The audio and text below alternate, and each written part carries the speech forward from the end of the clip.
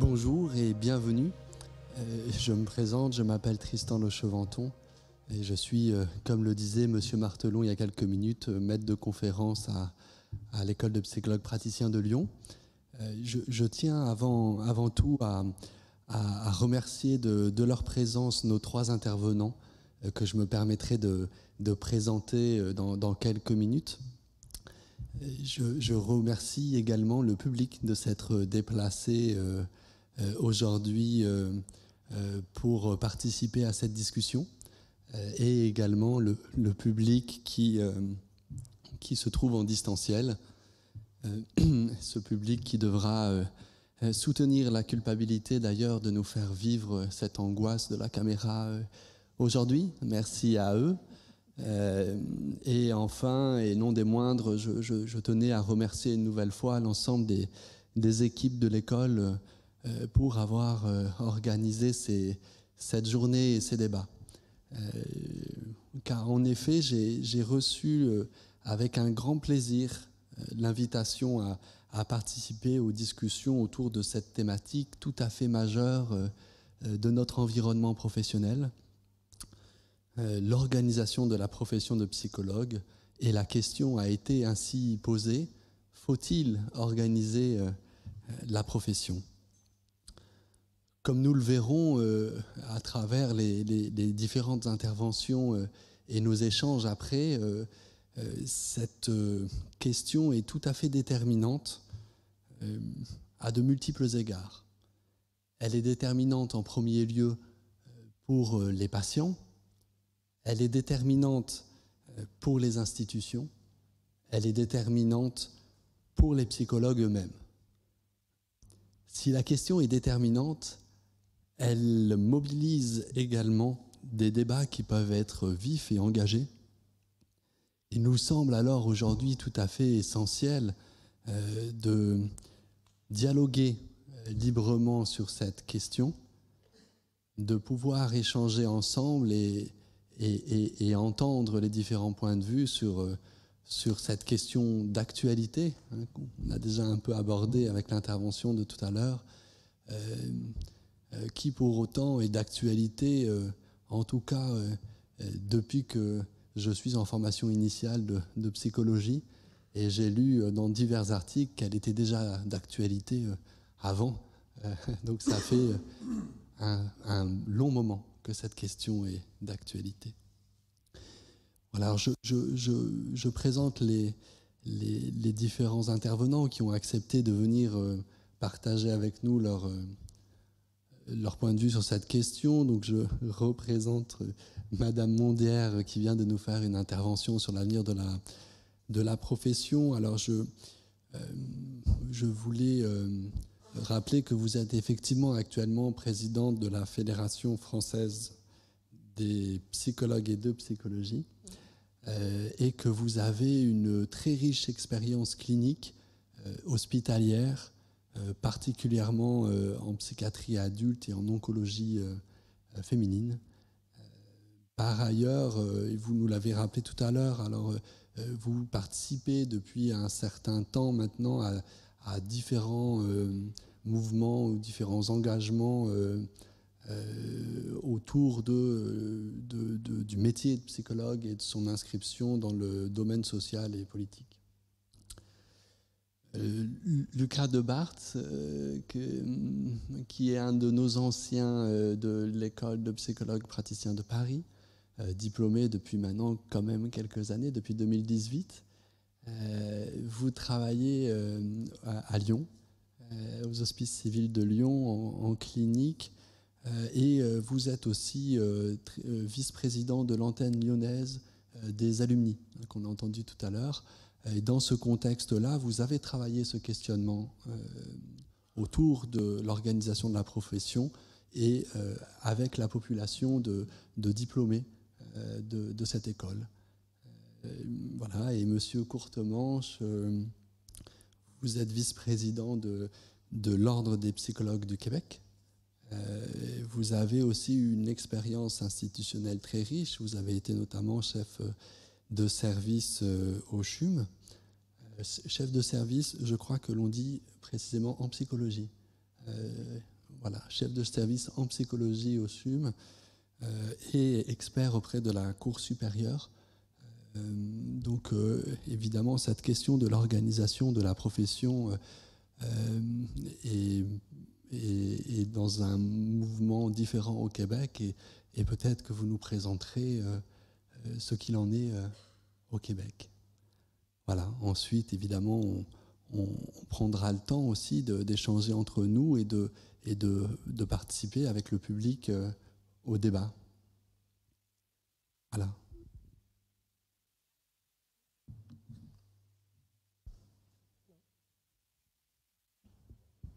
Donc on m'a proposé de continuer sur ma lancée pour un petit point donc de 5 minutes, hein, c'est ça, sur la question de l'organisation du côté en tout cas de la position de la FFPP, de la fédération. Je l'ai juste articulé quand j'ai eu cette question d'organisation. C'est très étrange, c'est que d'abord, je n'ai pas pensé à l'ordre. Je pense que c'est très français, ça, peut-être bien. Mais en tout cas, ou alors très FFPP peut-être, ou moi tout simplement. J'ai pensé à tout ce mouvement qui avait eu en 2012, 2015 et jusqu'à 2017 dans les hôpitaux sur la structuration des psychologues à l'hôpital. C'était de l'organisation dont il s'agissait et de l'écriture d'un texte qui restait dans les bureaux de la DGOS juste avant les élections de 2017, que je leur ai redonné, si jamais, en leur reproposant de retravailler cette question donc d'une reconnaissance de la structuration des psychologues à l'hôpital, du type collège, et pour que les psychologues soient dans les différentes instances des hôpitaux. Donc ça, c'est encore dans les tiroirs, mais enfin, c'est quand même une organisation de la profession quand même si c'est dans le champ de la santé uniquement. Donc je sais bien que ça s'articule de fait à la question de l'ordre. Comment dire on n'est pas du côté de la FFPP farouchement favorable à un ordre des psychologues. On aime bien réfléchir les choses, hein, cependant. Mais on travaille depuis un certain nombre d'années avec différentes autres organisations. Il y a eu un premier mouvement qui s'appelait le GIREDEP, le groupement interprofessionnel pour la réglementation de la psychologie, et qui s'est largement étoffé et transformé en avril 2018 en un ensemble d'associations qui s'appelle le CEREDEPSY, Construire ensemble la réglementation de la déontologie des psychologues, qui, dans un de ses groupes de travail, d'ailleurs, a réécrit, enfin validé, actualisé le code de déontologie en septembre 2021. J'ai vu qu'il était dans les photos des 70 ans, notre frise historique du code de déontologie. L'objectif de ces organisations, donc de tout genre, hein, il y a des psychologues de l'éducation, de la police, des enseignants-chercheurs, des organisations du travail, de la neuro, je vais en oublier, c'est sûr, la fédération FENEPSY, des étudiants en psychologie. Voilà, enfin, il y a quand même pas mal d'organisations et il y avait déjà une ouverture en avril 2018, mais qui n'a peut-être pas été saisie comme elle l'a été depuis avril de cette année, puisque il y a eu différentes créations d'associations de psychologues qui ont voulu venir participer et qui certains ont rejoint. Il y a une organisation POP, par exemple. Et ce qui unit toutes ces associations, c'est de réfléchir à comment on peut réglementer notre code de déontologie, comment on peut l'inscrire dans la loi pour qu'il soit opposable. Et quel type d'instance pourrait faire référence avec les juges, en articulation avec la justice, pour le respect du code de déontologie. Vraisemblablement, il devra peut-être être retravaillé avec des juristes, parce que là, il est très psycho, très centré sur nous, et peut-être pas toujours autant sur les usagers comme le mériterait un code de déontologie, juridiquement parlant, j'entends, mais l'idée, c'est que dans la hiérarchie des normes, on a appris, puisque maintenant on travaille un petit peu avec des juristes, en tout cas ce groupe-là, CEREDEPSY, qu'il faut d'abord le faire rentrer dans la loi, Et donc c'est un peu notre projet pour septembre, de le faire rentrer dans, pourquoi pas, l'article 44 de juillet 85, et puis ensuite de travailler ce code de déontologie pour le rendre opposable. Je crois que c'est pour l'entrée en matière suffisant, je crois.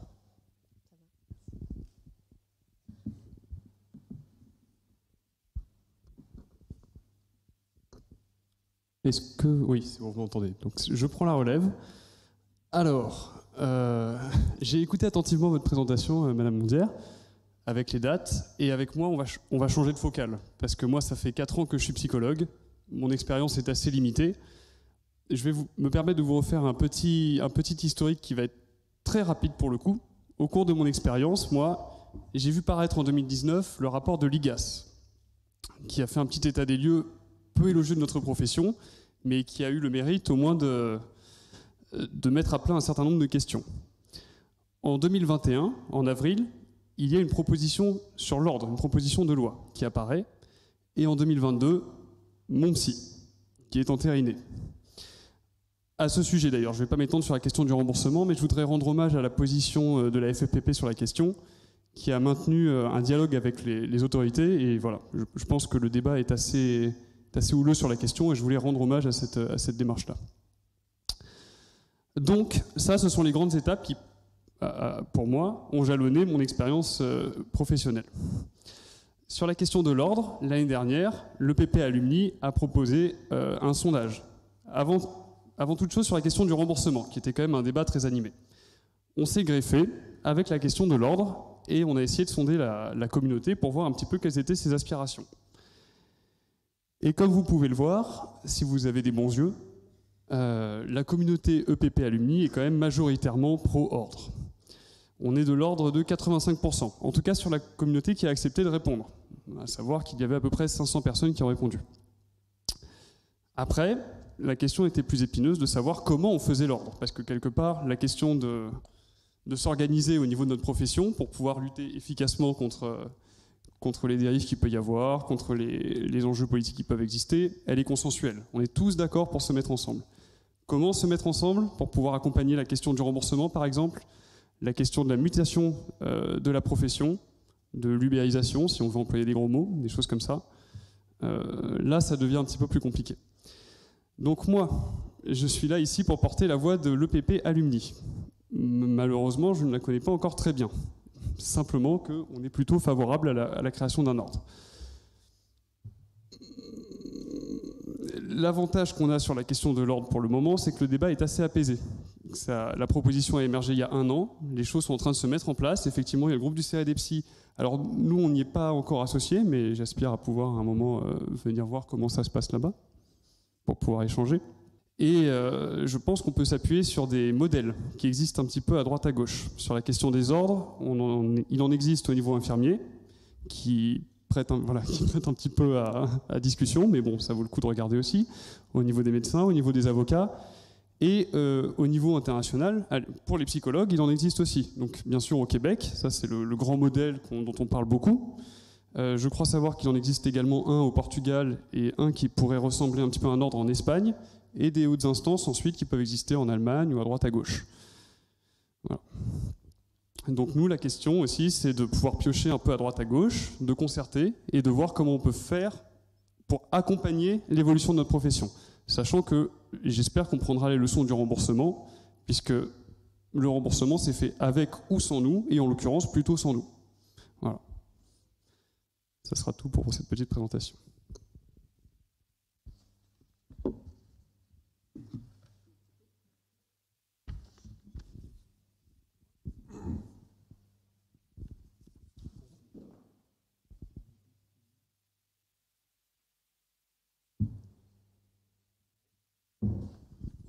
Bon, bonjour. Tout d'abord, avant de vous parler de système professionnel québécois, Jacques Arène, Renaud Martelot, merci beaucoup de votre invitation pour la journée du 70e de Psychoprate, un bel établissement auquel je suis attaché depuis 30 ans déjà, de collaboration multiple. Et merci pour l'occasion donnée de vous parler du système professionnel québécois dans ce gentil débat que nous aurons. En voilà le système. Bon, on peut-tu... Hop, c'est bon. Donc, premièrement, l'Ordre des psychologues du Québec existait bien avant sa reconstruction, sa refonte et sa réorganisation en 1973. Ici, on parle d'organiser la profession. Alors moi, je peux vous dire que quand on organise quelque chose, on commence, tout le monde le fait, par y réfléchir, regarder ce qui ne va pas, qu'est-ce qui fait qu'on a envie de réorganiser. Est-ce qu'on a des objectifs? Est-ce qu'on a des plans? Est-ce qu'on sait où on s'en va? Organiser, ça sous-entend plein de questionnements comme ça. Il existait depuis le milieu des années 60 la Corporation professionnelle des psychologues du Québec, celle qui m'a diplômé. Et là, je trahis un petit peu mon âge. Mais à la fin, par contre. C'était un petit peu, je vous dirais, aléatoire comme structure professionnelle dans ces années-là. 1973 est une année magique au Québec parce que ça a été la réorganisation et la refonte de tout le système professionnel québécois. 411 000 membres de différentes professions, 55 professions différentes, regroupées dans 46 ordres professionnels. C'est ça le système professionnel québécois en date d'il y a à peu près 1 an et demi, là, selon mes statistiques.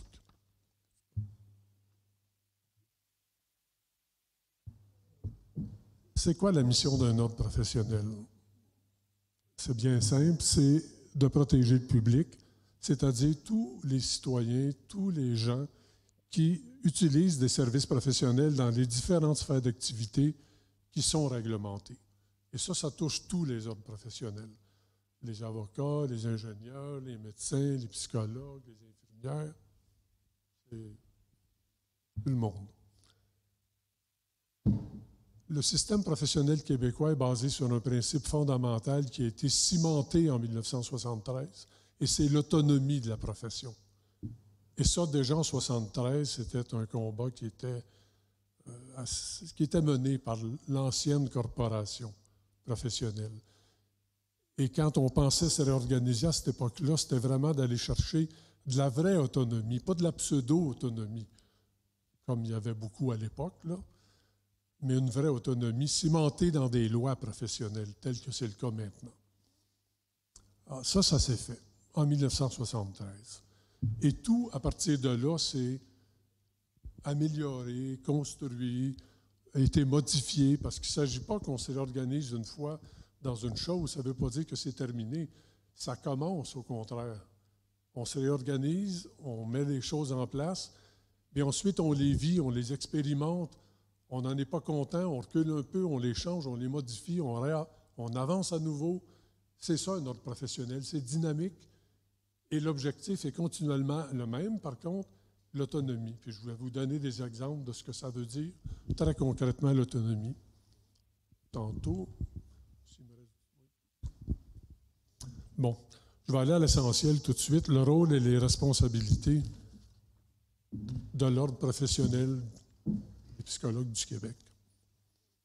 Le tout premier, évidemment, bon, il y a des choses qui vont peut-être faire peur à certaines personnes des fois, parce que j'ai déjà entendu, en venant en parler ici plus qu'une fois, là, dans mes années de collaboration, que les gens ont tendance des fois à protéger le public, ça veut dire qu'on protège comme moins les psychologues. Tu sais. C'est faux. Protéger le public, ça veut dire juste dire protéger le public, puis on va expliquer ce que ça veut dire. Ça ne veut pas dire qu'on ne fait pas la promotion de la profession, ça, parce qu'on protège le public. Bien au contraire. Donc, contrôler la compétence et l'intégrité de ses membres. Comment on fait ça? Très simplement, par 3 moyens. Le Code de déontologie des psychologues du Québec, qui est très clairement monté et fait. Un bureau de syndic et un conseil de discipline. Ça fait peur comme mot, conseil de discipline. Même au Québec, les psychologues n'aiment pas ça quand on en parle. Mais bon. Oups.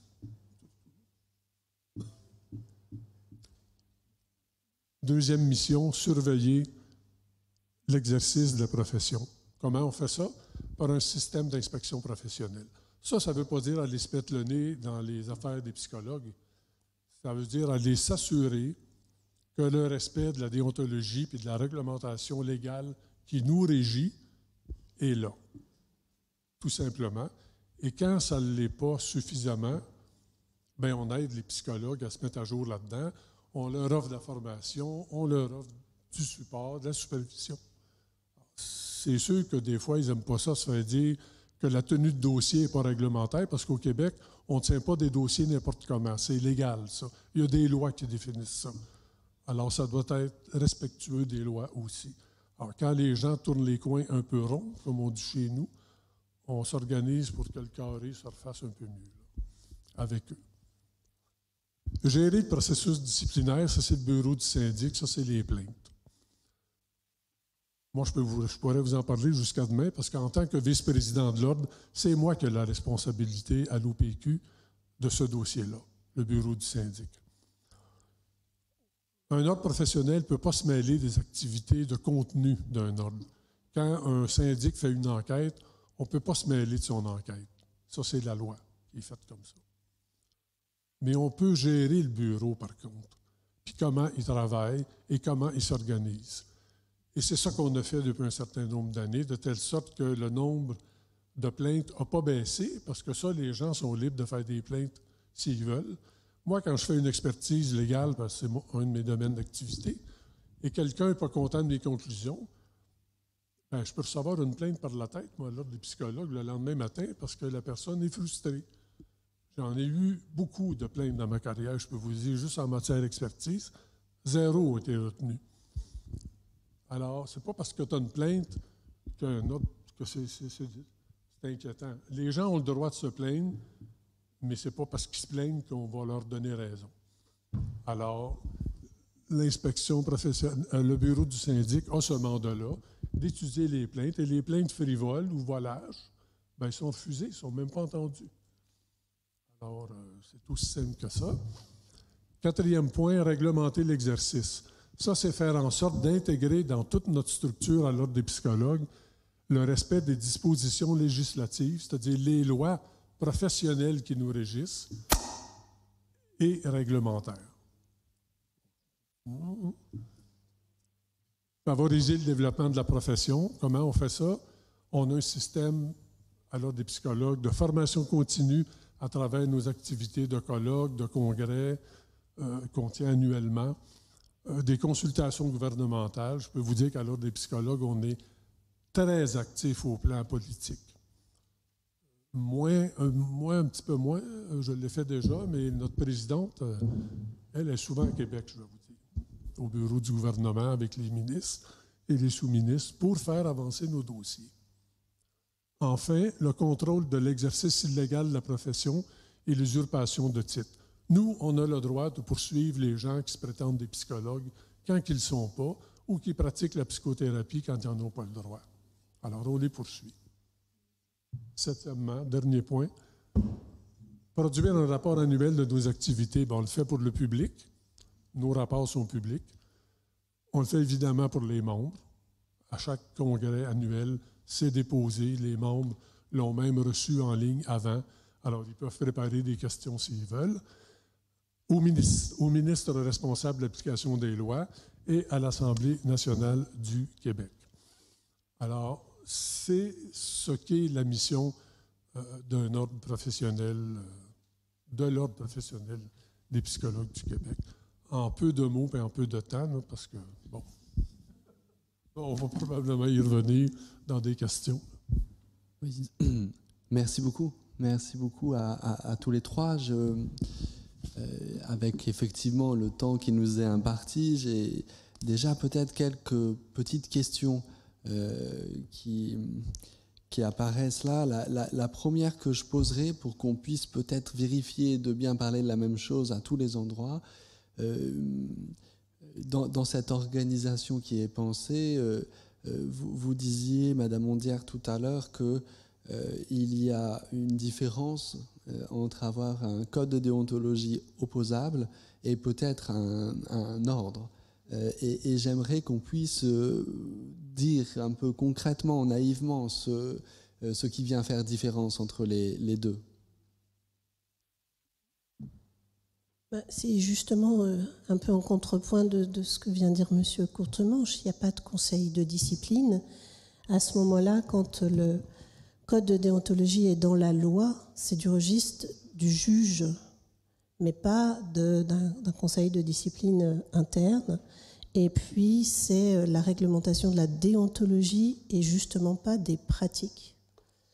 Par contre, l'exercice illégal de notre profession et l'usurpation du titre est déjà réglementé depuis 1985, c'est ce que je vous disais tout à l'heure. Et voilà, un psychologue qui met sa plaque de psychologue et qui ne serait pas psychologue, on vérifie. Adélie, comme je vous disais, il ne s'est peut-être pas inscrit à Adélie, mais il est quand même psychologue. On lui demande de régulariser. S'il ne l'est pas, on lui demande d'enlever toute indication de psychologue et sinon on porte plainte. Ça, c'est déjà le cas aujourd'hui. C'est déjà possible. Mm-hmm. Donc la question centrale est d'avoir un texte, code de déontologie qui soit reconnu par la loi, qui puisse amener de l'inscrire dans la loi, donc qu'il puisse y avoir ensuite une observation des pratiques des psychologues, mais tout ce qui va être de l'institution, je dirais, ordre des psychologues. Donc il y a la question aussi, je rajouterai à ce que vous disiez, la question de la formation, la question de politique que vous ameniez en fin de présentation, de défendre le métier. Là, elle est évidemment moins mise en avant s'il n'y a pas d'ordre. Je crois que vous vouliez ajouter quelque chose. C'était peut-être en réaction, en réponse. Enfin, vous me direz si c'est exact. Le code de déontologie, c'est parfait d'en avoir un, ça en prend un, il faut qu'il soit inséré dans une loi, c'est évident. Et c'est ce qu'il faut faire. Maintenant, qu'est-ce qu'on fait quand il n'est pas respecté? C'est bien beau avoir un code, mais quand les gens ne respectent pas le code, l'ordre des psychologues, ça le dit, c'est géré par des psychologues. On est tous des psychologues. On se gère nous-mêmes. Le principe de cette loi-là professionnelle au Québec, c'est l'autonomie de la profession. Alors, le comité de discipline à l'ordre des psychologues, ce sont des psychologues. Ce n'est pas des juges de la Cour supérieure qui ne connaissent rien à notre profession et qui vont souvent juger un peu à l'aveugle ou de façon concrète sur le texte de loi, là, une décision. Nous, on est capable de faire des nuances, on est des psychologues.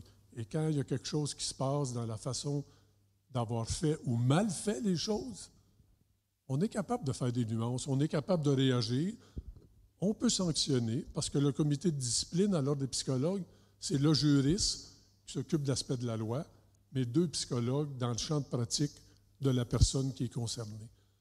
Alors, on s'occupe de nos affaires, puis ce n'est pas d'autres personnes que nous qui décidons de comment on va régler les problèmes des psychologues. Et c'est ça l'avantage d'un ordre. Mm-hmm. C'est justement pour ça qu'on veut des juges. Mais voilà, je pense que c'est un sujet qui peut se débattre. Mais on préfère des gens extérieurs. Et puis, je pense aussi, quand même, pour compléter, que si au Québec, la question de l'ordre s'inscrit historiquement dans un grand mouvement d'autonomie des professions, nous, en France, l'histoire des ordres n'a pas du tout la même historicité.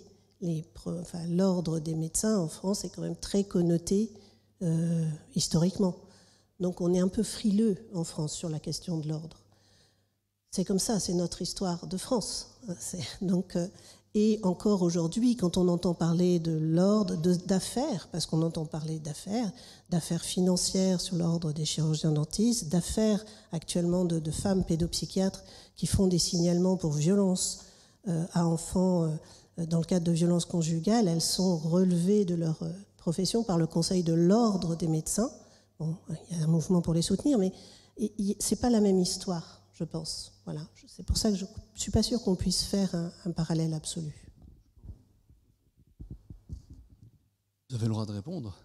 Non, je comprends parfaitement, là, mais je me dis, tantôt j'ai entendu dans votre discours 71 000 psychologues en France. Incroyable, on est juste 9 000. On n'est pas beaucoup. Mais demain matin, il y aurait 71 000 personnes qui iraient faire un petit tour, pas à Québec, là, mais ici, là, comme on a vu à votre Assemblée nationale ou l'équivalent, et qui iraient revendiquer des... Peut-être que la première fois, on vous dirait d'aller vous faire voir, mais peut-être qu'au bout d'un bout de temps,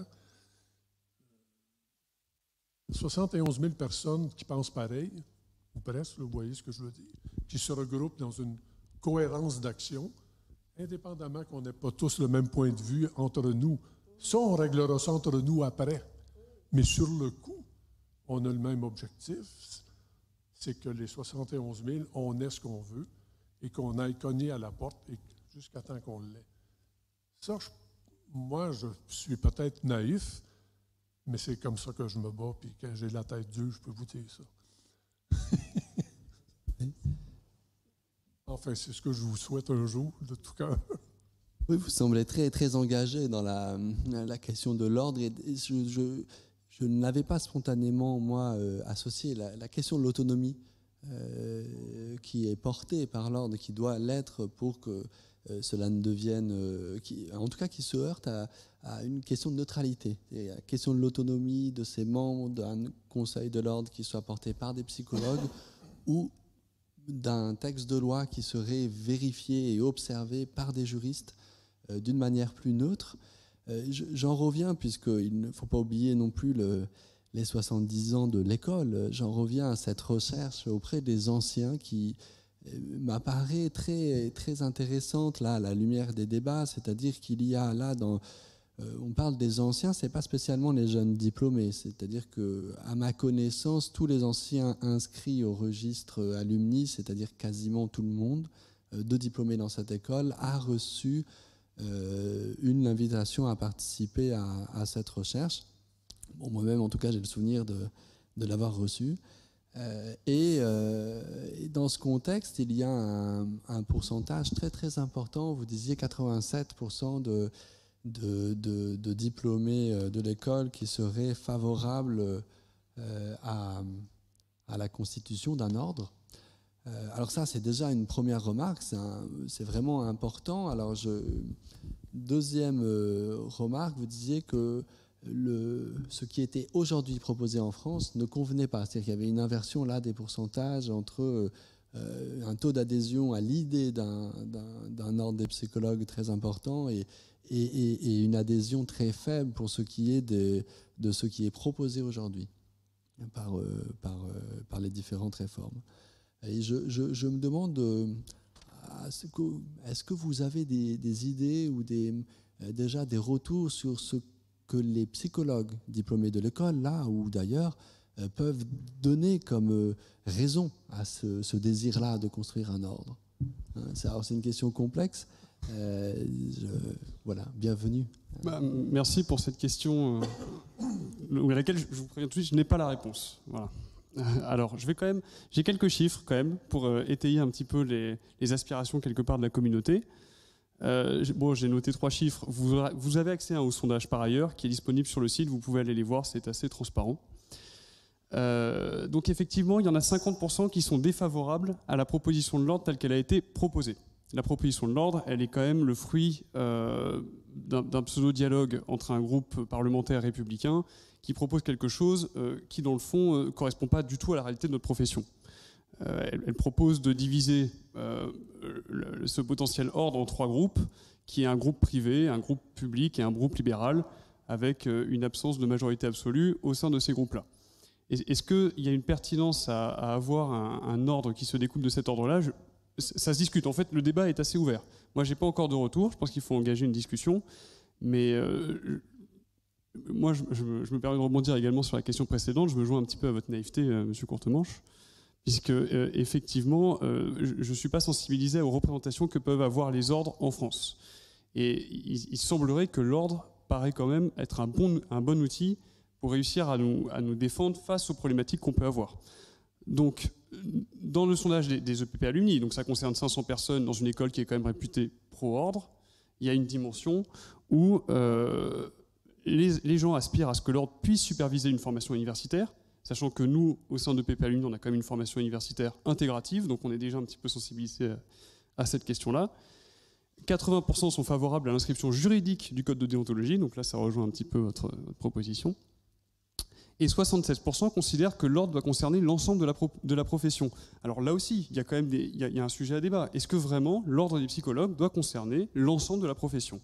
Est-ce que les chercheurs doivent être intégrés à la question ? Est-ce que les psychologues au sein des ressources humaines ou dans les entreprises privées doivent être associés à cette organisation de la profession ? C'est pour ça que je vous dis que c'est un peu tôt pour vous répondre en fait. Il faut que je prenne le temps de consulter un peu plus la communauté. Il y a des aspirations, c'est évident. Mais il y a beaucoup de questions en fait sur la manière dont il faut qu'on construise cet ordre. Peut-être je peux rebondir. Effectivement, je vous ai parlé tout à l'heure du CEREDEPSI, construire ensemble la réglementation de la déontologie des psychologues avec on doit être 25 associations. Ce sont essentiellement des psychologues institutionnels. Ça fait beaucoup de monde, ça fait plus que 500 c'est sûr, mais c'est sûr que la question de l'ordre, pour ce que j'en ai vu, entendu et de retour, concerne beaucoup plus les psychologues en libéral. Parce que là, pour le coup, on est vraiment sur la question de la protection. Voilà. Et en tout cas, si on prend les hospitaliers d'une manière générale, on l'a vu le 10 juin, on l'a vu à différents moments, ils sont assez opposés à un ordre parce que déjà protégés par le décret de 91. Si on prend l'hôpital, les fonctions publiques, le décret de la PJJ, le décret de la territoriale et différentes conventions voilà, qui protègent déjà la profession. Je pense que c'est un des points d'éclairage. C'est sûrement pas le seul, mais c'est un des points d'éclairage sur la résistance à la question d'un ordre. Voilà. Et si l'on se place toujours... on parle beaucoup des psychologues, évidemment, ici, mais si on se place du point de vue du patient ou des personnes qui pourraient consulter un professionnel psychologue dans diverses institutions, depuis la recherche jusqu'à la pratique sur le terrain, est-ce qu'on pourrait voir des différences fondamentales entre la proposition là d'un code de déontologie inscrit dans la loi et la proposition plus institutionnelle d'un ordre, alors en entendant les différentes remarques, je pourrais avoir l'idée que ce code de déontologie là serait mobilisé, alors dans l'esprit du psychologue forcément dans sa pratique, c'est-à-dire qu'a priori si c'est inscrit dans la loi, nul n'est censé ignorer la loi et on est censé un peu la respecter. Donc il y aurait quand même un effet évident immédiat. Cet effet-là se retrouverait évidemment avec un ordre, puisqu'il y a la question des plaintes, mais il y a la question d'établir un conseil, de le diffuser. Là où je vois peut-être une différence, c'est la possibilité peut-être supplémentaire d'organiser des formations, de venir discuter. Est-ce que ce texte seul permettrait d'avoir un débat dans la profession, en toute autonomie, qui tendrait vers l'amélioration de la profession pour le patient, je dirais. Pas uniquement lorsqu'il y a dérapage, pas uniquement sur le plan de la sanction. Alors, je m'appuie sur nos travaux. Il y en a d'autres. Enfin, j'ai lu, bien sûr, celui de la Cour des comptes, mais il était tellement mal écrit. Aucun étudiant de Master 2 n'aurait pu soutenir un mémoire de ce type-là. Les fautes d'orthographe, 70 pages d'annexes, c'était ni fait ni à faire. Confusion majeure entre syndicats et fédérations, bref. Donc, voilà ce que j'en pense rapidement. C'est que au niveau de nos travaux et sur... du coup, j'ai perdu mon fil à vouloir faire la gigue sur la question de le rapport de la Cour des comptes, c'était sur, oui, quelle différence ça pourrait avoir. C'est que déjà un article de loi quelqu'un peut porter plainte parce qu'un article du Code de déontologie n'est pas respecté, l'autonomie de la personne, etc. Mais c'est qu'actuellement, on a une commission qui existe depuis une trentaine d'années, que tous les étudiants connaissent très bien. Je plaisante encore un peu, mais en tout cas, les avocats, hélas, très bien. C'est la Commission nationale de consultation consultative de déontologie des psychologues, la CNCDP. Je vous invite à aller sur leur site, qui travaille depuis plus de 20 ans à rendre des avis non opposables, certes, en fonction du code de déontologie. Avis qui sont utilisés par les juges déjà. Et là, avis qui sont beaucoup utilisés par les avocats dans le cadre de séparation, de choses comme ça. Donc il y a un usage en France reconnu de notre déontologie. Et cette CNCDP pourrait évoluer, avoir une dynamique autre, se transformer, être partagée par plein d'organisations pour rendre des éclairages aux juges. Mais sans que les psychologues organisent un conseil de discipline. C'est vrai que nous aussi, on est un petit peu réticents au conseil de discipline. Ok, je vois que le chrono tourne et on n'a pas encore impliqué le public qui pourrait avoir des questions tout à fait importantes. Est-ce que...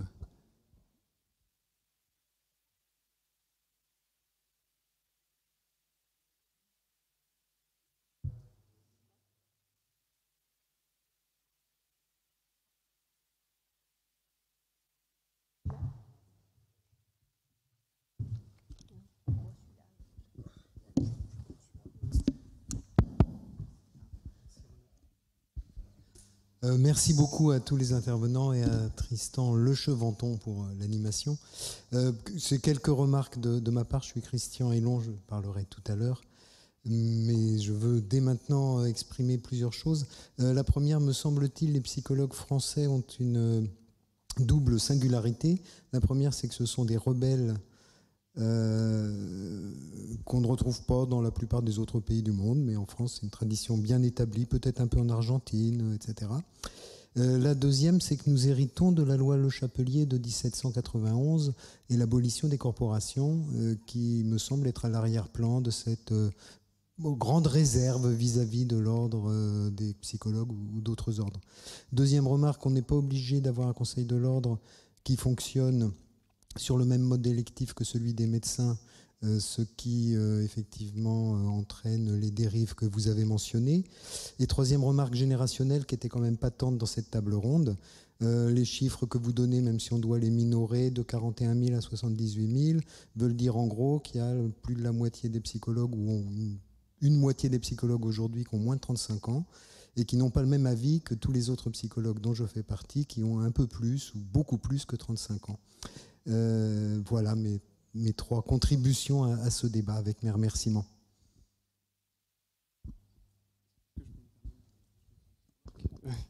Merci pour cette contribution. Effectivement, on peut noter une différence générationnelle qui existe, évidemment. Je ne partage pas forcément ce constat, mais je n'ai pas forcément ce même recul. Pour moi, la focale ne va pas jusqu'au 1791, c'est sûr. Mais je ne partage pas forcément cette idée qu'en France, on a cette culture de l'opposition. On a une diversité des pratiques qui est très forte. Il y a une vraie discussion entre les psychanalyses, entre les courants TCC. C'est marrant, j'ai l'impression qu'il n'existe quasiment pas au Canada. Alors peut-être que si, il doit y avoir quand même il y a de la psychodynamie, mais je n'ai pas l'impression qu'il y ait une querelle entre ces courants-là. Mais ces différences qui existent, elles existent au niveau générationnel, et moi je représente pas forcément toute ma génération, je pense que tout le monde n'est pas d'accord avec moi sur la question de l'ordre, et elle existe aussi au niveau des courants et au niveau des écoles. Donc je pense qu'il y a ça qu'il faut bien prendre en compte et qui vient aussi heurter la capacité à mentaliser une union entre nous tous, quoi. Voilà, c'était juste pour... Peut-être que cette différence générationnelle, elle vient aussi d'un phénomène dont vous avez parlé, c'est-à-dire qu'il y a une précarisation dans le métier qui est bien connue. Et dans cette souffrance-là, cela peut amener à avoir besoin d'un groupe qui viendrait protéger.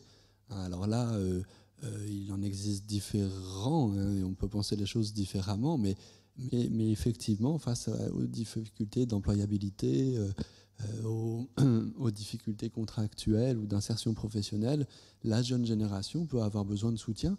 Alors on peut penser à l'ordre, on peut penser à des syndicats, on peut penser... Donc ça vient aussi, à mon avis, répondre à cela, avec une tendance aussi... que moi je vois beaucoup, c'est mes étudiants, même si c'est un échantillon assez petit, il y a quand même une tendance aujourd'hui au travail de groupe qui est notable et plutôt louable, hein, d'ailleurs, par certains aspects, mais qui fait peut-être moins peur qu'à d'autres moments, en tout cas avec d'autres étudiants. Je note cela aujourd'hui.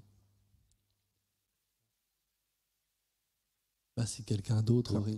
Marcel, quand nous échangeons hier, tu disais, parce que là, finalement, vous disiez, le projet de loi, il propose une répartition entre cliniciens, libéraux et public, privé et libéral.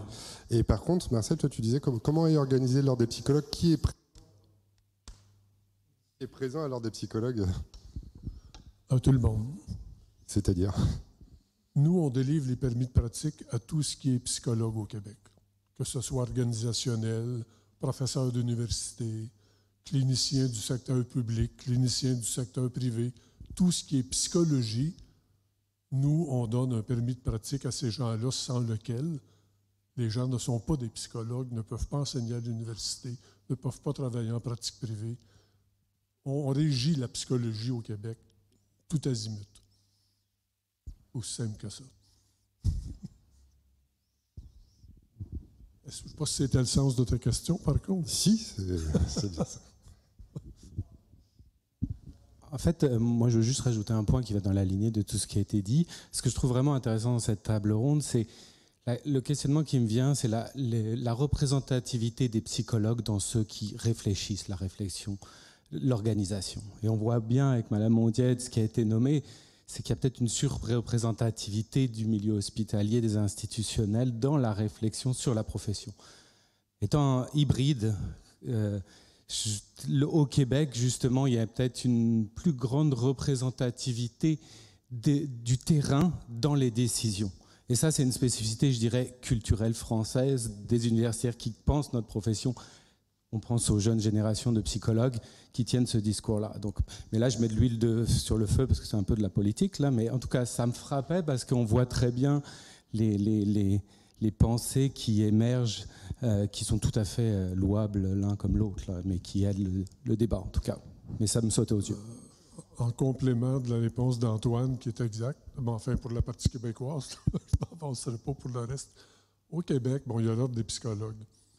Mais sous l'ordre des psychologues, il y a un paquet de regroupements de psychologues et toutes les sphères d'activité, ma foi, ont leur regroupement. Le regroupement des psychologues scolaires, le regroupement des psychologues RH, et ainsi de suite. Alors, quand il y a une difficulté ou un problème particulier à la psychologie dans une des sphères d'activité, qu'est-ce que les gens font? Parce que nous, c'est ce qu'on fait comme promotion. Ils montent à l'ordre, mais nous, on veut que ça reparte d'eux et que les solutions viennent du milieu, idéalement. Là. Avant que nous, on s'en occupe politiquement, on cherche des solutions plus pacifiques, disons, plus locales, pour régler des problèmes. Mais ce qui est intéressant, bon, puis il y a une association des psychologues aussi au Québec qui est plus, je dirais, une association de type syndical, ma foi. Hein? On peut dire ça. Hein? Bon. Donc, et il y a l'ordre. Alors, tout ce beau monde-là a l'intérêt commun de son autonomie puis de ses privilèges. Et bon, c'est pas parfait au Québec. Là. Il y a toujours des choses à faire. On ne règle pas tout dans un claquement de doigts non plus. Là.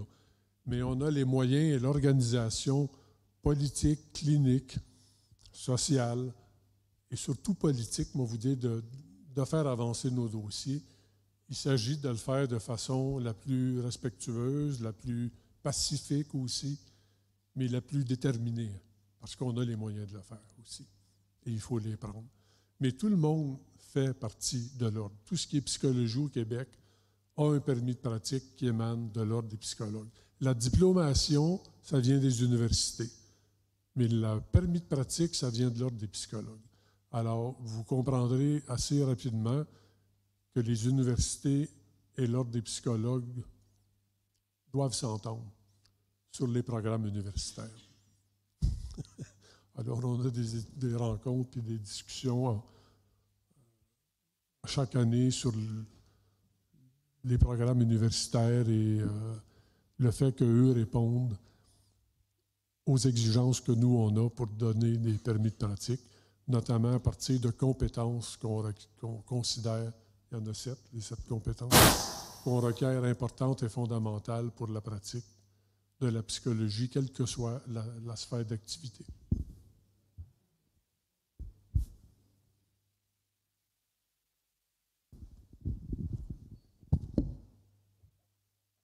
Une petite question peut-être pour vous, Marcel. C'est quoi les problèmes que vous rencontrez, que vous avez à régler très concrètement? Peut-être que vous avez déjà donné des exemples, mais voilà, si vous pouviez un peu nous dire finalement comment vous intervenez quand il y a des conseils de discipline, c'est quoi les problèmes à régler? Le gros problème auquel on est confronté actuellement, c'est qu'il y a quelques années, peut-être 4 ans, il y a eu une grosse réforme du système de santé au Québec qui a fait très mal à l'organisation des services professionnels, quels qu'ils soient, et la psychologie n'a pas été protégée pour autant. Exemple, avant, il y avait beaucoup plus de services de psychologie dans les hôpitaux. Là, il n'en reste plus bien gros. Qu'est-ce que ça fait? Ça fait que les conditions de travail des psychologues, qui sont maintenant gérées par n'importe qui bien souvent par des psychologues, mais souvent par n'importe qui, des gestionnaires de programmes, qu'on les appelle chez nous, fait en sorte que les conditions de travail puis l'autonomie est menacée. Gros dossier actuellement, c'est qu'on a beaucoup de représentations que l'on fait au niveau du ministère là-dessus. Au moment où je vous parle, il y a une commission parlementaire, bon, enfin pas une commission parlementaire, mais un comité ministériel intersectoriel qui est en place et qui discute de l'autonomie, de rectifier l'autonomie des psychologues dans le réseau public des hôpitaux. Là-dedans, il y a des syndicats, il y a des patrons, il y a évidemment l'Ordre des psychologues, il y a l'Association des psychologues, les représentants des psychologues en milieu public sont là. Il y a plein de monde là-dedans parce que nous, on a pris le chemin politique là, dans cette voie, dans ce problème-là, pour régler le problème parce qu'il ne se réglait pas localement en parlant avec les milieux. Alors, quand on a vu ça, on a décidé de bypasser quelques personnes, comme on dit en bon québécois, et aller directement aux politiques. Et puis maintenant, les partis d'opposition nous appuient. Évidemment, le gouvernement nous tend les bras, mais on sait bien qu'eux autres, ils vont scruter les choses plus au fond. Mais les partis d'opposition à l'Assemblée nationale sont tous derrière nous. Ah, c'est le genre de problème, tu vois, qui touche toute la profession et que nous, on a à s'occuper de régler. Là. Parce que faire la promotion de la profession puis défendre la profession, ça fait partie de défendre le public. Parce que quand on a une bonne profession forte et une bonne pratique, bien, le public en bénéficie. C'est comme ça qu'il est protégé. Alors, je crois que la question, c'est... Les conditions pratiques sont tout croche.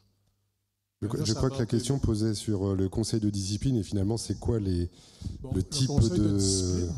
Bon, rapidement, là.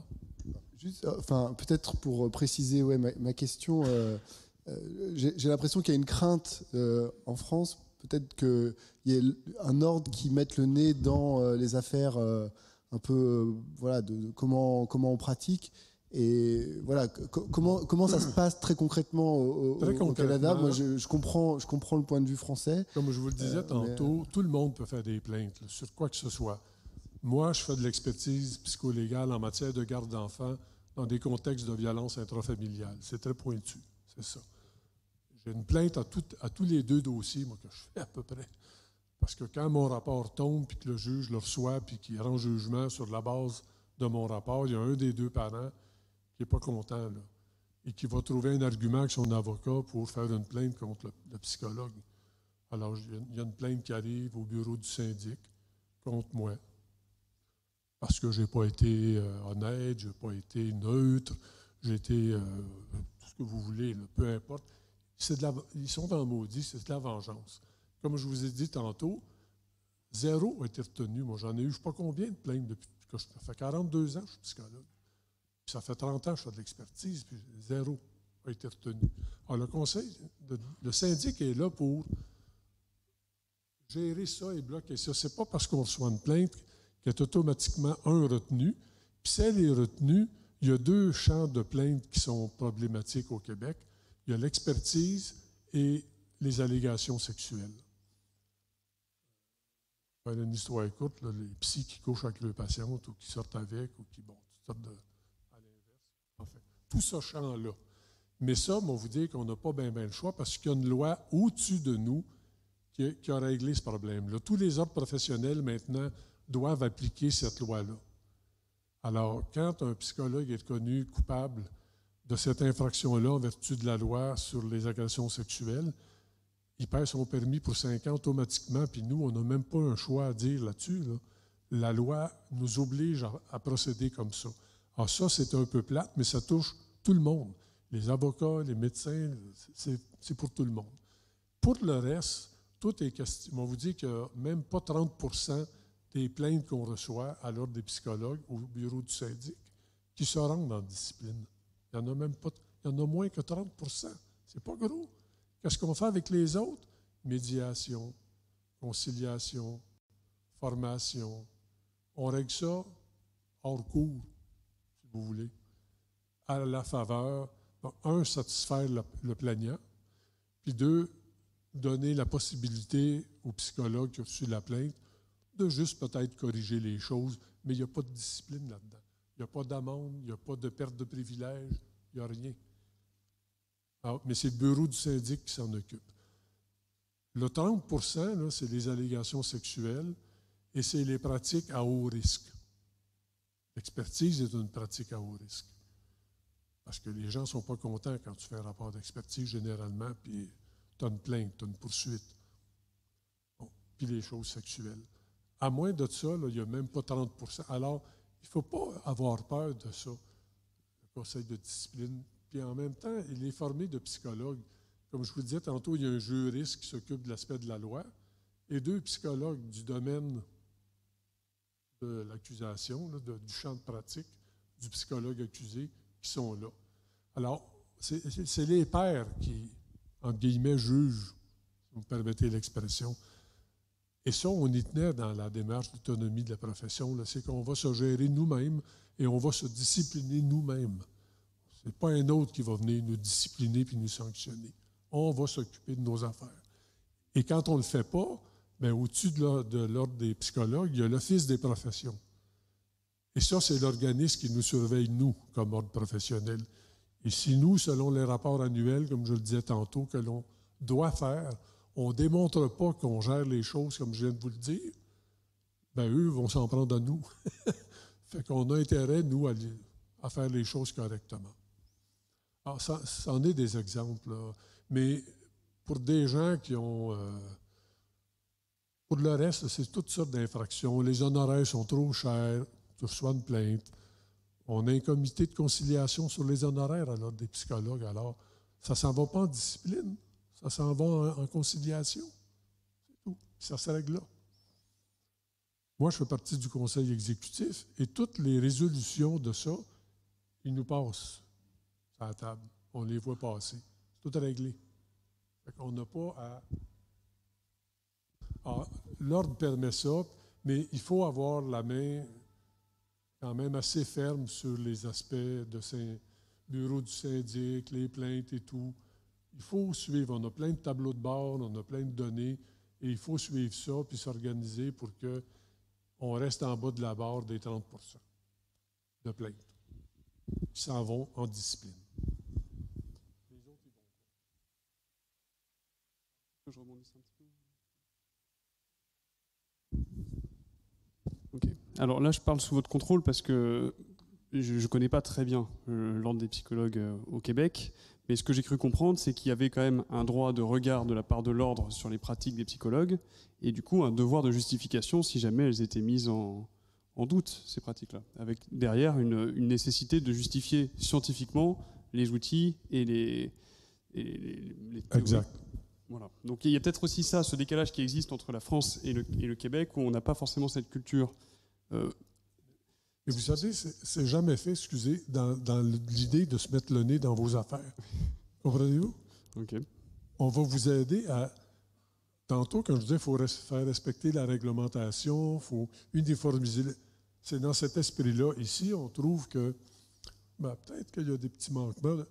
On va vous aider à vous mettre à niveau. On va vous offrir de la formation continue. On va offrir de la supervision.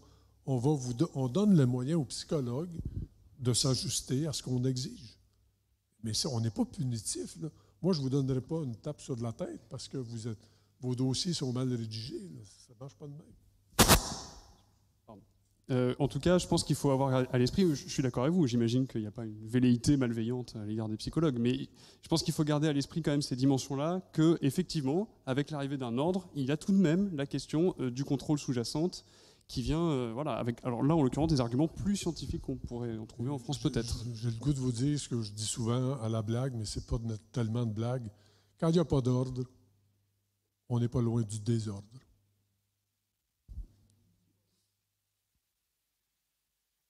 Oui. oui. Mais c'est vrai que non, c'est vrai que en France, on n'a pas cette même histoire du désordre et du rapport à l'ordre. Les psychologues travaillent donc depuis longtemps avec un titre connu, sans organisation particulière, c'est vrai, avec tout un tas de nos pratiques qui sont déjà dans la loi. Si je parle du secret partagé, par exemple, depuis 2016, il y a des articles sur comment, d'une part, les informations, d'abord, le secret, ce qui ne doit pas se dire, c'est l'esprit de la loi, et puis après, ce qui peut se partager, tout ça, c'est déjà dans la loi, et déjà, les psychologues sont dans des décrets, des arrêtés concernant un certain nombre de sujets qui protègent la profession. Ensuite, c'est vrai aussi que notre titre de psychologue nous est délivré par l'université. J'ai l'impression que les psychologues en France sont attachés à cette question-là, ont un rapport aussi avec leur histoire universitaire. Et ensuite, sur la représentation politique, c'est vrai que si on est une profession jeune d'un point de vue réglementé, on a finalement été rapidement dans de nombreuses instances ministérielles, que ce soit au MESRI, notre ministère de l'Enseignement supérieur de la Recherche et de l'Innovation. Et là, ça va reprendre sur la question de l'allongement des études. Ils vont peut-être nous en dire un mot. Voilà, c'est évident. Et évidemment, depuis quelques années, un certain nombre d'années quand même, au ministère de la Santé, des Solidarités et de la Santé. C'est vrai que ce sont deux organisations dont on peut dire en quoi elles sont représentantes. C'est le Syndicat national des psychologues et la FFPP. C'est parce qu'on est les plus vieux, je pense, enfin pas forcément l'âge des adhérents, mais les plus vieux en termes d'organisation. Et donc, voilà, peut-être qu'il y en aura d'autres qui peuvent participer au débat, mais j'ai pas l'impression qu'on travaille si mal que ça. Enfin, voilà, qu'on soit pas tant dans le désordre. Vous voyez ? C'est pas ce que je disais, là.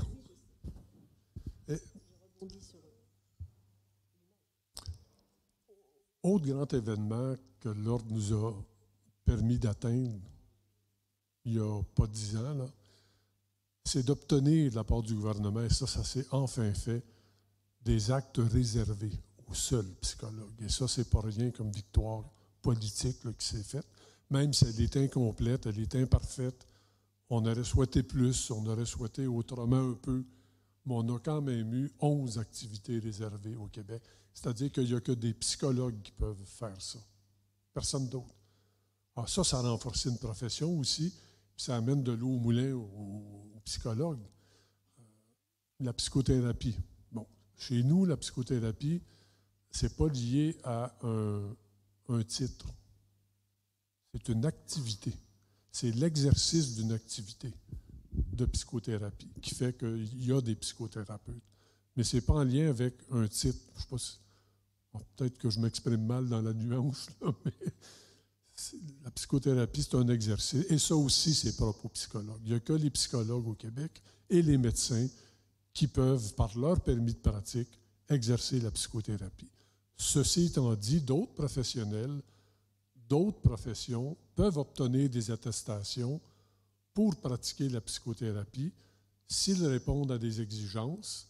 Et le gouvernement a demandé à qui pour gérer ça? À l'Ordre des psychologues.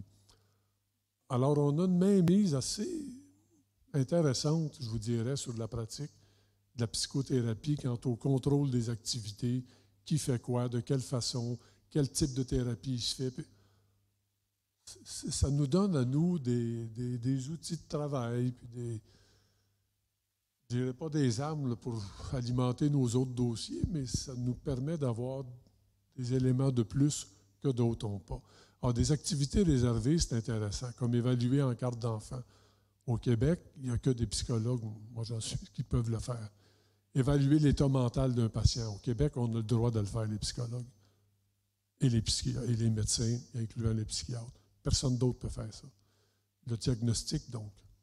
Alors, ça, c'est des représentations politiques qui ont fait qu'on en est arrivé là. C'est aussi simple que ça. Et l'ordre nous permet ça.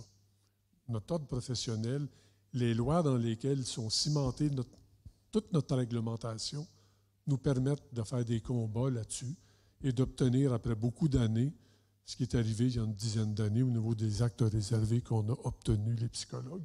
Je pourrais vous en faire la liste, là, mais on va laisser faire. C'est long et ardu, mais il y a la psychothérapie là-dedans, qui, je le répète, n'est pas un titre, c'est un acte. Et ce n'est pas n'importe qui peut faire cet acte-là, non plus, à part des psychologues et les médecins. Après, moi j'ai vu quand on a discuté, moi je vois deux sujets qui sont intéressants. On parle de prolongement des études pour devenir psychologue. En même temps, on imagine que c'est pour faire plus de pratiques. Or, on sait que les hôpitaux ne seront pas forcément très dotés, en tout cas ne payent pas les stagiaires dans la majorité des cas. Donc ça pose question. Et pareil, sur le remboursement, on est sur des taux assez faibles. En l'occurrence, au Canada, tous les stages, au Québec, il faut ménager les susceptibilités. L'internat est obligatoire et il est payé.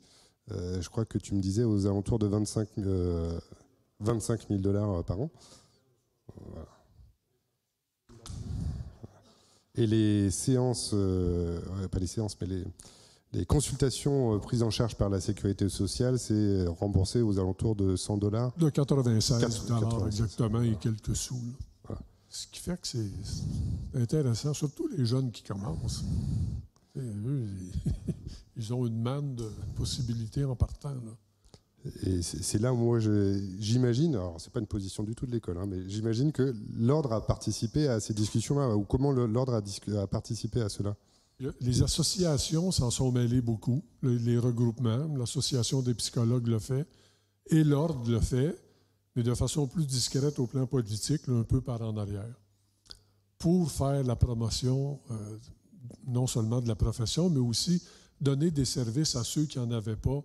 Exemple, dans d'autres dossiers que les gouvernements voulaient régler, là, ceux qui ont eu des accidents d'auto, il faut régler le cas de ces gens-là. Comment on le fait? Il faut leur payer des services. Alors, il y a eu plein de négociations. L'ordre des psychologues s'en est occupé, mais par les voies plus politiques, moins. Mais l'association des psychologues, elle, a fait plus de bruit que nous là-dessus et a contribué aussi à ce que ça se fasse. Alors, tout le monde s'est mobilisé pour ça. Et maintenant, les gens qui sont en post-traumatique, qui sont la CNESST chez nous, qu'on appelle Santé, Sécurité au travail. Alors, tous les citoyens, toutes les personnes qui peuvent bénéficier de services payés par l'État dans le cadre de ces activités-là, c'est défrayé par l'État pour les psychologues à raison de 96 $ la rencontre de 50 minutes. Alors, divisez ça 1,4. Pas combien ça fait en euros, en tout cas. J'ai une question pour Madame Mondière. Je me demandais si, avec votre connaissance du réseau associatif, fédération, etc., de la profession de psychologue, est-ce que vous avez l'impression que ce positionnement un peu uni, qui semble être présenté par l'Ordre des psychologues au Québec, mais qui, j'imagine, avec beaucoup de discussions à l'intérieur, mais est-ce que vous avez l'impression que une forme de positionnement uni et qui serait représentatif, ou en tout cas est possible au sein de la profession en France, et parce que la question derrière, c'est aussi à quel point le politique arrive à se saisir de ce discours-là et arrive à pas trop le transformer en quelque sorte, en profitant peut-être de différents discours, etc. Mais c'est sûr que diviser pour mieux régner, on connaît bien, ça a à peu près fonctionné, c'est sûr. Est-ce que la profession est prête à être unie ? En ce moment, je ne peux pas franchement abonder dans ce sens. Je pense que les psychologues en France ont déjà du mal à s'inscrire dans des organisations existantes. Alors payer un ordre, là tout de suite maintenant, je ne les vois pas. Je ne sais pas, c'est combien un ordre à l'année ?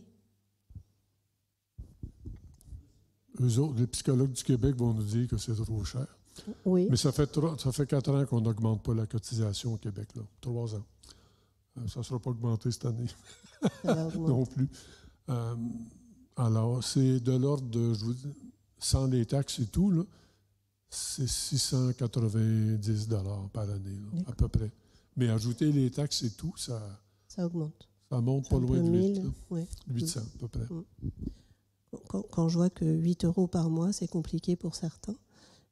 Voilà, sur cette question d'union et de rapport, parce que quand les psychologues parlent d'ordre, ils oublient souvent que ça se paye, un ordre. Ça, c'est une question. Sur la question de l'union, c'est vrai que nos différentes organisations de l'éducation, du travail, etc., on arrive à travailler ensemble sur des sujets, comme quand il a été question du titre de psychothérapeute. On a été quand même nombreux à manifester quand il y a eu tous ces dispositifs chez Chèque Surprise l'année dernière qui s'accumulaient de chèque en chèque psy. On a été tous ensemble dans la rue et je pense qu'on faisait communauté. Après, dans le détail, on peut faire communauté sur la question de la réécriture du code de déontologie, même si on peut passer une après-midi sur une virgule. Je l'ai fait. Ça, c'est toujours vrai chez les psychologues. N'empêche qu'on peut faire communauté. Après, sur quelque chose de plus large, je pense qu'on a encore un petit travail à faire. C'était l'objectif de la fédération quand elle a été créée, la FFPP. On a différentes organisations qui adhèrent à la FFPP et des individuels, mais on est loin du compte. Je ne sais pas si j'ai pas vraiment répondu. Et sur le remboursement, vous avez peut-être des nouvelles à nous donner, des discussions en cours ? Les nouvelles sont pas bonnes. comment vous dire travailler en négociation avec un ministère, un gouvernement, un cabinet, c'est avancer pas à pas. C'est pas avoir tout ce qu'on veut. En tout cas, on le savait déjà, mais on l'a expérimenté dans la vraie vie. Évidemment, ce qui a abouti n'est pas ce qu'on avait demandé. Ça, j'imagine bien que tous les psychologues en sont convaincus, enfin, je l'espère. Nous, au niveau de la fédération, on a décidé de continuer à travailler parce qu'on veut améliorer le dispositif. Actuellement, c'est 8 consultations, comme vous savez, avec 40 € la première consultation et 30 les 7 suivantes. C'est pas suffisant. En fait, ce tarif aurait pu être le tarif de la sécurité sociale s'il y avait eu le complément des mutuelles. Ça aurait été déjà, c'est ce sur quoi on avait travaillé. Mais on a eu une annonce présidentielle qui a un petit peu arrêté toutes nos négociations tarifaires. Donc ça aurait été certainement un peu plus acceptable, même si on sait évidemment que le remboursement ne va pas correspondre à la pratique quotidienne, pratique des psychologues en libéral, puisque le psychologue qui se conventionne, si tant est qu'il veut se conventionner, aujourd'hui, il y en a 1700 qui se sont inscrits dans le dispositif. C'est pas les 3000 dont parlait le ministre allègrement à un moment donné en disant que ce serait très facile, 3000. Donc je pense qu'ils ont compris que c'est pas très facile, mais c'est pas non plus rien comme certains qui allaient dans le sens d'un boycott auraient pu penser avoir. Les psychologues, je pense, ont souci de, pour une partie de leur activité, participer à ça pour la population. C'est un petit peu ce que je disais tout à l'heure sur la question de la réponse à la population. Et sur le tarif, c'est pas le bon tarif, mais les sages-femmes sont à 25, les gynécos à 36, le psychiatre à 42. il fallait faire avec tout ça, et on a découvert tout ça en même temps. Et on ne peut pas dire que les sages-femmes passent 10 minutes avec leurs patients, ni le psychiatre, certains renouvellements parfois, oui, mais enfin, ni les gynécos. Et là, c'est vrai que je parle un peu des femmes, mais c'était un peu mon truc. Ouais. Voilà. Donc oui, on va continuer, et j'espère bien que dans ces 3 ans de comité de suivi, qui devraient se mettre en place dans l'été, on va avoir des remontées pour pouvoir avoir des arguments pour l'améliorer, puisqu'il s'agit de l'améliorer. Ce que vous dites me fait penser à peut-être de rappeler que, en tout cas, il me semble assez évident aujourd'hui qu'il y a dans l'organisation actuelle des psychologues en France, et alors peut-être pas du désordre, mais en tout cas une organisation qui n'est pas ancrée dans tous les endroits. Il y a quelque chose qui peut être en mouvement aussi, c'est-à-dire qu'on ne peut pas passer de la structuration de notre métier là aujourd'hui à un conseil de l'ordre si c'était décidé qu'il y aurait toutes les fonctions d'un conseil qui a une histoire, qui s'est développé avec... et qu'il y a quelque chose qui peut être pensé aussi d'une manière progressive, c'est-à-dire que de tendre vers une organisation, ça permet aussi à la dite organisation de se déployer et de se construire avec du temps. C'est-à-dire que là, de dire on va faire demain les mêmes missions, demander les mêmes cotisations, avoir les mêmes prestations et les mêmes enjeux qu'un ensemble de professionnels qui travaillent sur une thématique depuis, vous aviez rappelé la date tout à l'heure, mais j'ai oublié la date. Ah oui, ça fait quand même un petit moment. Bon, ça n'est pas possible. Donc ça construit presque un trouble de la pensée entre notre fonctionnement et ce qui est évoqué. Donc, comment s'inscrire dans la dynamique de l'organisation et le construire avec le temps, en s'inspirant parfois de certains modèles, en dialoguant avec des collègues et en testant aussi, en se mettant en action pour observer quels sont les besoins, quels sont les retours d'expérience. Et ça, c'est quand même une dynamique, je trouve, qui est... J'en reviens à la question de la jeunesse, qui a cette tendance-là de plus en plus à se mettre en mouvement, mais c'est déjà effectivement en place, et on le voit dans les derniers événements où nous sommes passés de 50 manifestants devant une préfecture à des mouvements nationaux en psychologie, donc c'est déjà en cours. Je ne sais pas s'il y a d'autres questions.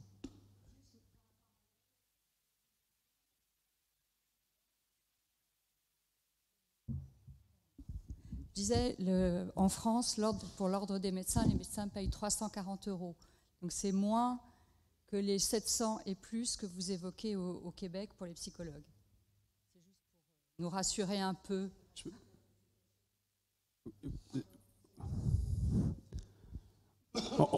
En fait, on est dans des situations qui sont quand même complètement différentes. Le Québec n'est pas du tout le même niveau de prix au niveau des séances des psychologues. C'est tout à fait incroyable. 80 € la séance, pour des étudiants, c'est fou. Et on n'est pas du tout dans les mêmes dynamiques. Après, ce qu'on n'a pas évoqué, et qui, je pense, devrait être rappelé quand même, c'est que, OK, on est amené à payer une contribution à l'ordre, mais l'ordre est un organisme chargé de nous défendre. Donc, il est là aussi pour faire augmenter la tarification des psychologues, et me semble-t-il, dans la question du remboursement, on a manqué cruellement justement d'une organisation soudée qui puisse faire front. Alors encore une fois, je rends hommage au travail que vous avez fait, et le SNP par ailleurs aussi sur les boycotts ou les choses comme ça, c'était des choses qui étaient complémentaires. Mais malgré tout, on n'a pas la main forte dans ces questions-là. Et je ne veux pas avoir ce discours catastrophiste, c'est pas mon propos. Mais encore une fois, moi, depuis que je suis psychologue diplômé, je vois passer des choses devant nous sans qu'on ne puisse y être associé. Les choses se font sans nous, donc le remboursement. La proposition de loi sur l'ordre, elle se fait avec ou sans nous. Oui, alors vous... Construite, et c'est très bien, depuis cette année, mais le remboursement, je rappelle, il s'est mis en place en janvier 2020. En janvier 2020, le M3P n'existait pas, Propsy n'existait pas. Ils se sont construits cette année. Peut-être que dans les prochains, ils seront invités. Mais dans les faits, on prend les anciens, on prend les organisations qui existent. Quand les psychologues n'arrêtent pas de dire « ils n'y étaient pas », je suis désolée, mais on y était quand même.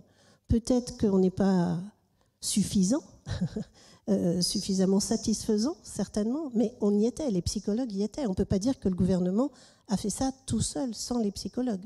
On y était. Et je peux vous dire qu'on a bataillé, pied à pied, ce qu'on a gagné. C'est-à-dire qu'on n'est pas sur prescription et qu'un adressage, ce n'est pas du tout la même chose. Les médecins le savent bien. Il y a des tas de choses qu'on a pu avoir. Le fait que ça commence à 3 ans, qu'il n'y ait pas de limite d'âge, enfin tout un tas de choses comme ça. Voilà. Et ça, on l'a bataillé pied à pied quand même. Donc on n'a pas rien fait pendant 2 ans, non, je peux vous assurer. Excusez-moi, je voulais vraiment pas critiquer l'action. Non, mais pas du tout. C'était pas mon propos, parce qu'effectivement, en fait, quelque part, le remboursement, il en est question depuis toujours quasiment. Et il est arrivé pas à pas. Il y avait le chèque enfant-ado. Il y a eu plein de mesures depuis 2012 qui ont émergé progressivement et dont vous avez accompagné quelque part la structuration. Mais le rapport de force fait qu'aujourd'hui, on se retrouve avec un remboursement à 30 € la séance, alors 40 € pour la première, effectivement, une concession, et que malgré tout le travail que vous avez fait pour défendre cette profession, eh ben, ce n'est pas nous qui avons le dernier mot. Nous ne sommes pas maîtres c'est le président. Voilà. Donc peut-être essayer de réinstaurer je sais pas, quelque chose. L'ordre est peut-être une réponse facile à une question complexe. Moi, je dis ordre, mais en fait, il y a des hautes instances qui sont évoquées. Il y a peut-être d'autres manières de construire quelque chose. Mais l'ordre a ce mérite, si vous voulez, d'imposer, entre guillemets, un rattachement à une entité qui va défendre nos intérêts. Donc là, après, la question ne se pose pas. On choisit de se syndiquer ou on choisit de ne pas le faire. Il y a effectivement, manifestement, une culture en France qui fait qu'on se syndique peu. Mais sur l'ordre, au moins, il y aurait un poids pour discuter de ces questions-là, égal à égal, entre guillemets, avec les autorités. Je peux dire une chose qui est juste en lien à ça. Je ne sais pas si la question, si l'ordre, mais justement, peut-être vous pourrez nous le dire, aurait pu contrecarrer la puissance aussi des médecins généralistes qui ont dit quand même 30 €, nous 25, les psychiatres qui ont dit quand même 40, eux 30, et parce que toutes ces négociations-là, évidemment, elles se sont faites aussi. Nous, on n'a pas participé à ça, mais évidemment, eux, ils ne tendaient pas à ce qu'on ait plus. Donc je ne sais pas si en ordre, on aurait eu plus compte tenu de la force des autres ordres, éventuellement. Le seul commentaire que je voulais faire, c'était que, au-delà de l'ordre, c'est si vous étiez tous unis et solidaires. Par exemple, les psychologues scolaires, il faut qu'ils soient avec vous, solidaires avec vous. Ça en fait 10 000 de plus, et ainsi de suite. Alors, les 70 000 sont là pour quelque chose qui va rapporter peut-être à 15 000 d'entre vous. Mais c'est ça, la force d'un ordre. Nous, quand on y va, on représente 9 000 psychologues. On ne se pointe pas là pour le problème qui touche 500 individus. On se pointe là comme on est l'ordre au complet, puis il y a 9 000 personnes derrière nous. C'est une force de négo qui n'est pas la même. Et vous, avec vos 70 000 psychologues, je me dis, vous avez une force de frappe incroyable. si vous aviez cette union-là, comme quelqu'un a dit tantôt, si vous étiez plus unis ou enfin quelque chose comme ça, ça aiderait beaucoup parce que c'est sûr que si c'est à coup de 10 000 pour défendre. Je peux justement poser une question par rapport au Québec. Je ne sais pas si vous voulez aborder tout à l'heure, j'étais obligé d'aller me faire filmer là-bas, mais j'ai cru comprendre qu'on était venu vous voir que l'Ordre des psychologues avait été aussi une instance qui permettait d'aller voir dans les universités et de vérifier, si l'on peut dire, en tout cas d'être en interaction avec les universités pour repérer si les dites universités, leur formation est orientée vers la professionnalisation et s'il y a suffisamment justement de professionnalisation dans la formation. Alors je sais peut-être que ces interactions existent, il y a des instances de psychologues universitaires en France, mais je pense que cette dimension-là de relation avec les universités, je pense qu'une université de Montréal, que je ne citerai pas, qui a eu des problèmes avec l'ordre, parce que justement sa formation n'était pas assez professionnalisante. Qu'est-ce que vous auriez à dire de cette question ? Vous êtes bien informé, M. Arène. Effectivement, c'est un élément où l'ordre doit pas marcher sur des œufs, là, mais doit user de sa diplomatie, parce qu'on en a beaucoup ici, pour s'entendre avec les universités, parce que le système québécois est fait comme ça. La diplomation dans les professions, elle est universitaire. C'est les établissements universitaires qui la donnent. Mais les permis de pratique de la même profession, c'est par l'ordre professionnel que ça vient, et pas par l'université. C'est pas l'université qui fait qu'on est psychologue au Québec, c'est l'ordre des psychologues qui vous donne le permis, qui vous permet d'exercer. Et nous, on s'assure que le permis rend compte les exigences que nous avons négociées avec la loi et les universités aussi. Mais quelquefois, il y a des négociations à faire parce que, bon, l'université a oublié tant de crédits dans tel genre de cours. Exemple, la compétence évaluation. Nous, on exige des universités, puis on leur demande, on souhaite qu'il y ait au moins, admettons, 30 crédits à l'activité de l'évaluation dans votre cours, là, exemple. S'il y en a 28, quand on reçoit le programme, qu'est-ce qu'on fait? Est-ce qu'on bloque le programme de l'université? On leur dit, et que là, on publie ça, auquel cas, les étudiants, qu'est-ce qu'il faut faire? C'est qu'ils font, eux autres, quand ils apprennent que leur diplôme ne sera peut-être pas reconnu par l'ordre des psychologues. Alors là, une expression anglophone à Montréal, « When the shit hits the fan ». Vous savez ce qui arrive. Alors, on ne joue pas à ça, ce n'est pas notre intérêt à personne.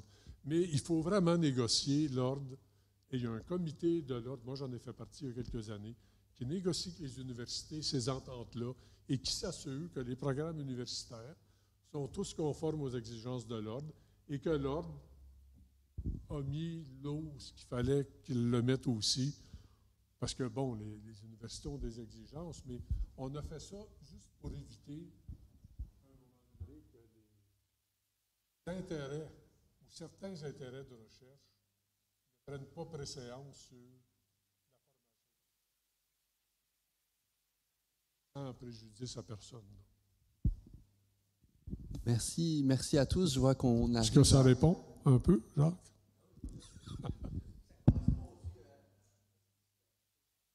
Oui, ça correspond à. Je vois que la question était savamment tournée. Mais j'en profite pour remercier pendant la dernière fois tout le monde pour votre participation à ces débats. Et je trouve qu'il est assez important que les dernières interventions nous mènent à un message d'union pour la profession dans le sens de son développement et de son organisation. Il y a cette nécessité de pouvoir s'entendre sur différents sujets afin de se construire. Voilà. Merci à tous et merci encore une fois aux trois intervenants.